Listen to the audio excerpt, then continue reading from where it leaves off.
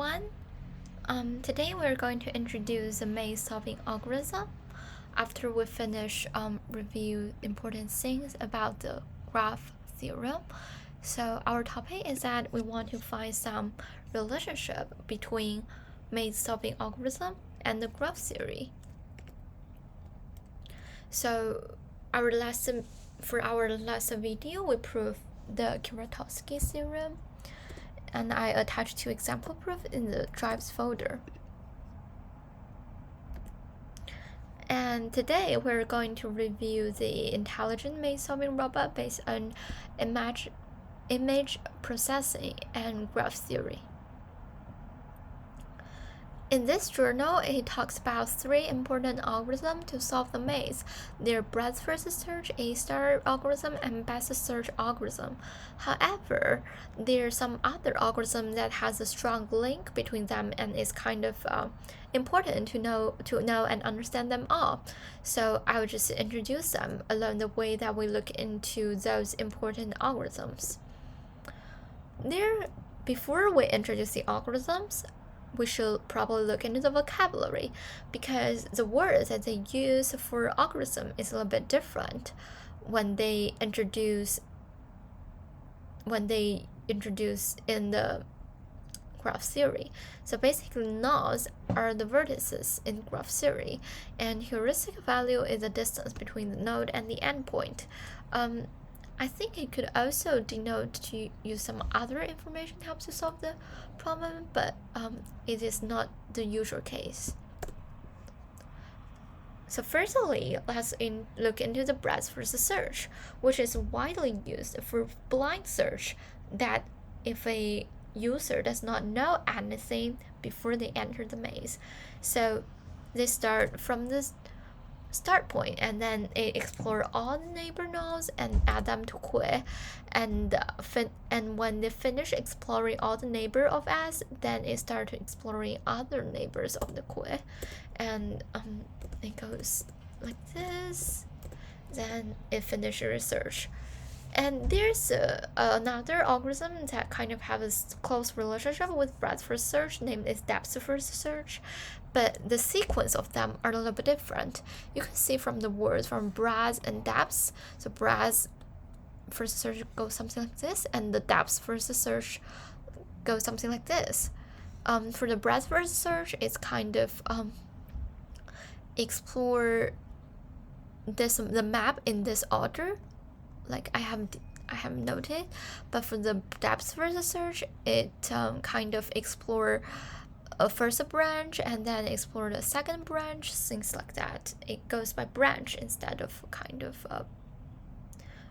a breadth or the width. So the difference is that we normally use breadth first search to find the shortest path, and we normally use a depth first search if we want to exhaust all the possibilities. The breadth first search is kind of same with the fluffy algorithm. Yeah. Let's look into some problems that for breadth first search. So the first problem is that you're given a night, and then you want to find the minimum number of moves it needs to reach a certain destination. So this is the principle of how to move this. Basically, it's kind of breadth first search but move in different way, because a knight in the chess, it goes something like this, right? Or it goes something like this. Here we want to find the minimum steps to reach the target by knight, and a knight, the first step of knight could move like here, and then it can move like here. So this is the first one, and for the first one, if I move here, then we store all the neighborhoods, something like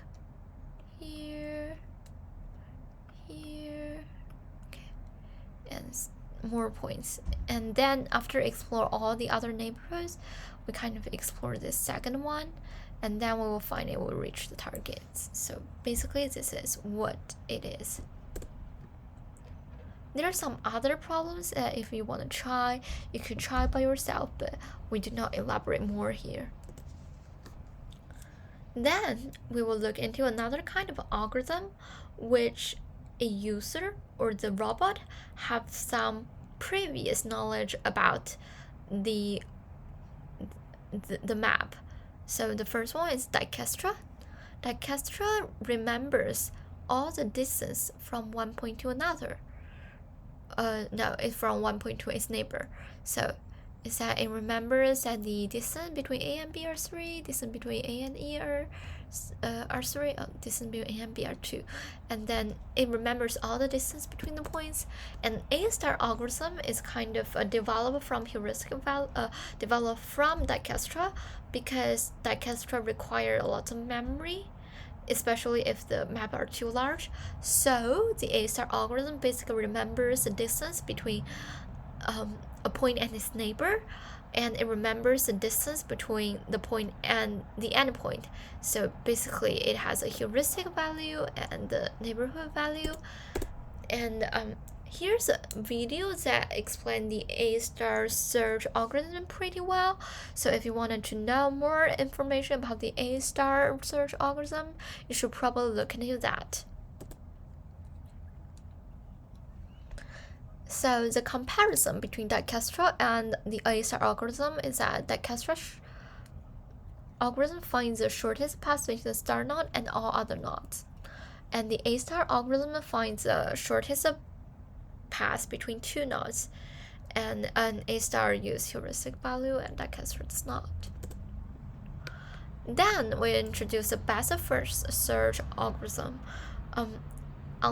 Unlike A-star, so what A-star has is a distance between neighbors, and the best first search is an heuristic value. But the best first star only have heuristic value. It does not take into the distance between the neighborhoods into account. So let's look at an example here. So basically the first step is that there's an open node, which is the star nodes, and the HN is the heuristic value. So basically it has a distance of 10 between the start point and the end point. And then we put it into the closed list, and we kind of, it has 3 neighbors, B, A, and C, and we list them in the ascending order. So what it actually look like would be something like this, and then it start to research on B, and for B it has a kind of node H which has the smallest heuristic value. So that was that we kind of explore H, and the parents would be B. The comparison between these different search algorithms is that the best first search A-star algorithms have some previous knowledge about the map, while the breadth first search does not. And it does not have anyone absolutely better than the other, but the breadth first search performs better when the size of the graph is smaller, and the A-star perform better when the size of the graph become larger. And sometimes we could use a combination of different algorithms to find the shortest path to the endpoint. And here's the conclusion. Basically, what we have talked before.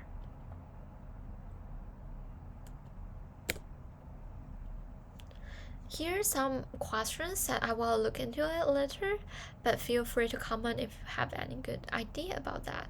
And on the next lecture, we will look into the different maze types and how to find its shortest path. I will update the reference list shortly, but just let me know what you think of this maze solving algorithm. Thank you.